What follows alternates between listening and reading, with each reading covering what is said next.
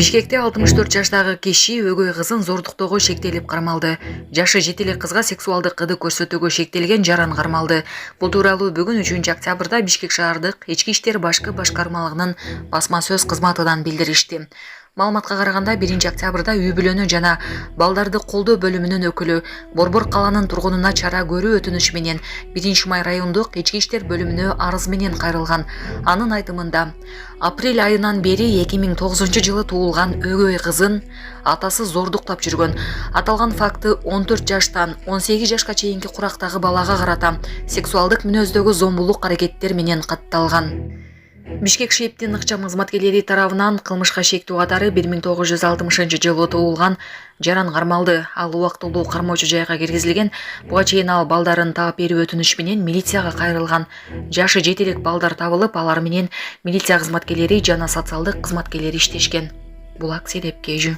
Урматтуу Москва шаарындагы мекендештер, эгерде сизди тиш оорусу тынчсыздандырып жатса, анда сизге Умбем клиникасын сунуштайбыз. Стоматология заманбап техникалык каражаттар жана материалдар менен камсыздалган. Жогорку даражадагы адистер өз ишинин сапатына кепилдик беришет. Хирургиялык стоматология, тиштерди кооздоп калыбына келтирүү, кандай гана оор абалдагы тиш болбосун, оорутпай алып салабыз, жулабыз. Тиштерди кесипкөй чеберчиликте, гигиеналык тазалоодон өткөрөбүз. Брекет системабыз да бар, имплантация жасайбыз. Протездөө, металлокерамика, цирконий жана башка түрлөрдү колдонуу менен сиз каалаган сапатта тиштериңиздерди оңдоп түзөп, салып жана тазалап беребиз. Биздин дарек Москва шаары, ВДНХ метросу, Кондратюка көчөсү 2, байланыш номеру +7 925 103 22 55.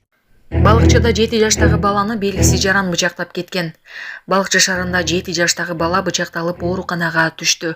Каргашал окуя 2-октябрда орун алганын Ысык Көл облустук ички иштер башкармалыгы тастыктады.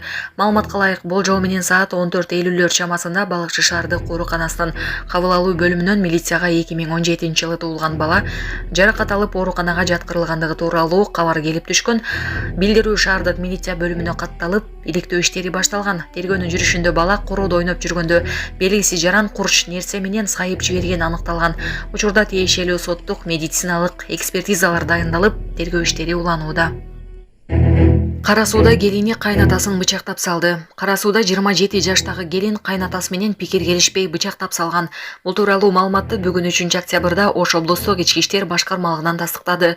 Маалыматка ылайык, 1-сентябрь күнү 1997-жылы туулган жаран арыз менен милицияга кайрылган. Анда ал 31 августтан 1-сентябрга караган түнү үйүндө өзү менен бирге жашаган 1960-жылы туулган кайнатасы менен пикир келишпей, анын арт жагына уштуу нерсе менен бир нече жолу сайып өлтүрүп алгандыгын билдирген.